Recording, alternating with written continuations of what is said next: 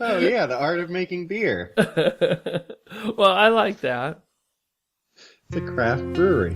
All right, I got the show started, so I got a great drink on deck tonight, just for Wait, did you get that great joke I put in? No, tell it again. Oh, no, I guess it was you who said the joke. I said, we were talking about who's going to survive in the economy, the robots. One of my favorite books, by the way, Player Piano, talks all about that by Vonnegut. It's my most recommended book, probably. I'll write it down.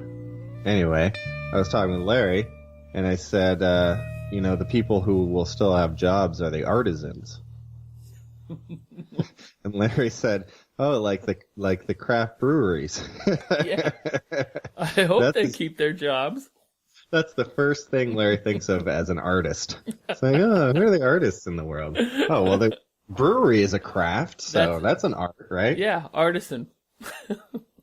Hi, and welcome to the show. This is Seattle's #1 comic book podcast, the podcast that is dedicated to the first issue of your next favorite comic. I'm Larry. I'm James. Artisan. And this is episode 80. 80, nice. 80, but we're doing That's like 100 minus 20. Hold on, let me get my calculator out. What are you drinking on, Larry, right now? Oh, I have something very special for the show tonight. Budweiser. No, Larry goes craft. He lives in craft brewery. Central. Yeah, I work in the brew district. Is that the truth? The brew district? Yeah, in like industrial Ballard now, it's the brew district. There's lots of breweries there. No, but tonight I'm not drinking beer. I'm actually drinking. A few weeks ago, I came up. Early on the eggnog? Not yet. A few weeks ago, I came up with a great idea of saving steps in my in making my Manhattans. So I pre-mixed them, and I have this amazing decanter that my brother-in-law got for me. Mm-hmm. It's a zombie skulls. It's like a clear zombie skull with brains and everything. Yeah, and it's got a cork in the top, and there's only a little bit left, so I'm drinking it straight from the bottle. It's my pre-mixed Manhattans in my zombie head. How apropos for our zombie comic. I saw it sitting on the bar, and I was like, "Ooh, I gotta bring it down. It's delicious too." Perfect. Well, before we get into our zombie comic 68, we should have done this on episode 68. Well, too late now. Yeah. You got any recent indecents for us, Larry? I absolutely do. Nah, let's skip it. No, I'm just kidding. I don't want to skip it. And James, how long has it been since I talked about Batman? Probably about 20 seconds, right? Yeah, did we talk about him last time? Probably. But this week, recent and decent, it's Batman 33, written by Tom King, with art by... Oh, sorry. With Tom King. Tom King wrote art by Jolie Jones, and color art by Jordi Belair. And this is Rebirth Batman number 33. The art is amazing. Like, Jolie Jones, if you don't know who she is, she does her own book called Lady Killer. Huh. And it's just very, like, I wouldn't go so far as to say, like, pin-up girl quality, but like... Or about, like, a Jack the Ripper type character? No, she is a lady... housewife in the 50s who makes a killer cake, makes killer cookies, and makes a killing at killing. She's a she's a for hire assassin. But that's not the book I'm talking about. The book I'm talking about is... Wait, Larry, did you ever tell me what you were drinking? Oh, yeah, you're drinking the thing. I didn't tell you what I'm drinking. Oh, sorry. Coca-Cola. Oh, Coca-Cola Zero? Nope, original taste. That is good for your teeth. Yeah. I could drink Coca-Cola all night. Yeah, that's my favorite. So, back to Batman 33. I thought they needed the promotion. Yeah. Not enough people know. What is it called again?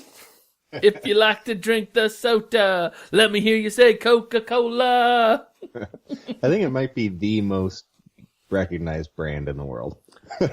Probably, yeah. They don't need my help. I hope they give us some money though. That would be pretty awesome, just to get a plug. Just one can of soda that we have to. Right. Well, let me finish with my my recent and decent. So, if you're not reading the current Batman arc, so this is the beginning of a new arc. Batman and Catwoman are actually riding horses through the desert. They lose one of the horses. You never see Batman in the desert. Oh, the costumes are so great. He's got the long trench on. He's got like the halfy helmet on. Oh, the costumes are awesome. And is he riding a black horse? And he's riding a black horse. And a stallion, perhaps. Catwoman's horse doesn't make it. They have to shoot the horse. I don't want to spoil too much of this, but if you're reading it, and I spoiled this on the last 4 or 5 episodes ago. You know that Batman and Selina Kyle, Catwoman, are engaged. They're going to be married, and they are on this just desert quest. And I can't spoil too much, but there's some back and forth at the back of the homestead with the different Robins, having only just found out multiple Robins. So many Robins, I can't keep track of them. Oh, there's 5 of them. There's 5 of them right now. Oh, you can keep track. Just do this one on each finger. Well, I know their names. I don't know. I missed a couple. Like. I missed 1 or 2 arcs somewhere where they got a new Robin here or there. Oh, 4 of them. And you're like, who's this one? Yeah, who's this one? Exactly. So there's some of that, but this story is so compelling, and this art, and I hope they stay with Jolie Jones for this whole arc. That would be awesome. Anyway, I'm loving this current Batman in the desert with Catwoman, and it's a little like Indiana Jones. It's a Western. It's awesome. Batman 33, recent and decent. I like Indiana Jones meets Batman. That's a good sell. Yeah, the costumes are great. The leather jacket, the long leather trench. Batman. I can totally picture it. Yeah. How visible is his 6-pack? You can still tell that he's got the bulk. Okay, but it's not like 8-pack. You know what I mean? No, he's got muscles, but Jolie draws him just she's more just subtle. got. Yeah, she's got the hands. Actually, she's got a hand on the ladies a little bit more. This Selina Kyle is just like a knockout. Wow. Yeah, there you go. All right, James. You mentioned it in the intro, but we did not finish what we were talking about. So this week we're talking about... I'm drinking Coca-Cola. And we're talking about a book called 68. Volume... Not 69. 68. Issue 1 of 68 with a subtitle of... It's really 69. If You Go Chasing Rabbits, and It's Better Run Through the Jungle is the name of the volume. All of this was free on Comixology. We're in the jungle, baby. And it was written by Mark Kidwell with art by Nat Jones and Tim Vigil.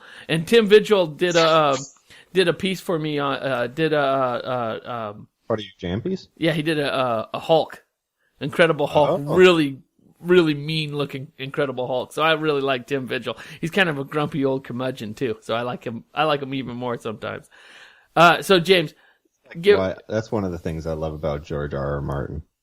Grumpy. He's that lovable curmudgeon. So give us the setup with 68, because it's a zombie story, right? Oh, Larry, this is it doesn't start out as a zombie story. It starts off as a military story. The first thing, should we start with the cover though? Yeah, we should definitely start with this cover, because that's kind of what gives away that it's a zombie. Is on the front cover there's a zombie. Well, it's just the zombie. It's the zombie's face. And it's got like kind of a bloody mouth and like very sinewy like face things. It's hidden in darkness behind barbed wire, and in its teeth, it's holding a grenade with like blood on it. It's a great cover. Yeah, I like this cover. The covers sell like. This is probably the best cover of the year so far. Ooh, a contender. In my opinion, best cover. Now I went back and looked at some of the more solid ones, and right now I'm leaning towards 68. There's something something about barbed wire that really like it's like, and to go off on a tangent. It's coming out of the darkness, and yeah, one of the things that it's when the cover is too different from the insides. That can kind of throw me off, and it is different, but it's not that different. Right. I think that like westerns in Vietnam, and I don't like there's kind of like this built-in work that's done for you as an artist. Like, yeah, you don't have to figure out that they're wearing cowboy hats, right? You know, they got the green outfits on, they got the backpacks, they got you can just look up whatever weapon you want. Yeah. So, and I guess I spoiled it when I said it was a zombie book. Well, spoiler alert. Spoiler alert. It's got zombie on the cover. It's got zombie on the cover. I mean, it could be something else, but it's definitely not like a regular human face. Right. It could have been like a decomposing something or other, but like it's a zombie. We know it's a zombie. It's got life in its eyes. Yeah. Dark eyes. Yeah. All right. So we start off. We got like a couple military guys. They're dressed in green. It tells you the setting that it's in Vietnam in '68. So many things are set in '69. You know, the summer of '69 and all that stuff. Uh-huh. It's about time 68 got some shine. Yeah.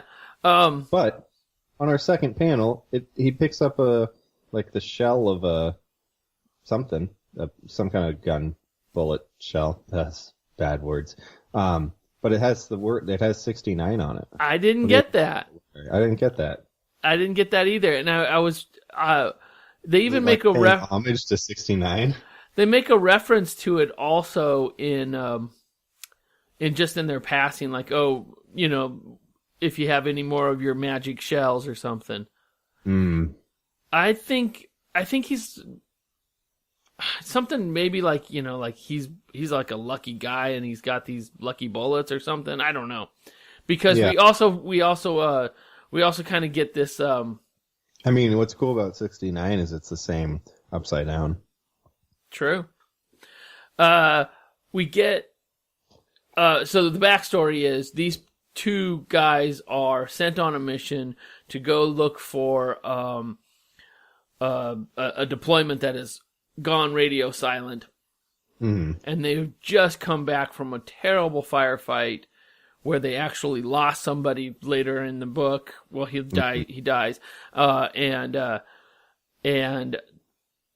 there's discussion as to why these guys are going out to do this thing, and why this one particular guy is going out to do this thing, and his sergeant or his guy in command says he's the best. That was a really great summation of a lot of words. Like I wouldn't say this stuff is too wordy, but it's definitely wordy. And it's not like sometimes when it's wordy and like clever, and sometimes it's wordy with like a lot of places and names, like we've seen that with some of the heavier fantasy. But it didn't seem like a lot of words while I was reading it, but while I'm going back and not actually reading the words and just looking at how much of space is taken up by bubbles, it's pretty significant. I didn't feel like it was supernatural speak either. I can see that. I felt like especially like, I mean, there's just like when each character is like, there's a lot of there's some. It's not as much dialogue as like each person saying a thing. Is that what you mean? No, I was just thinking like I feel like the writer was trying to be a little more clever with his put downs and stuff, because there's lots of put downs between all the different players and the actors of the show here.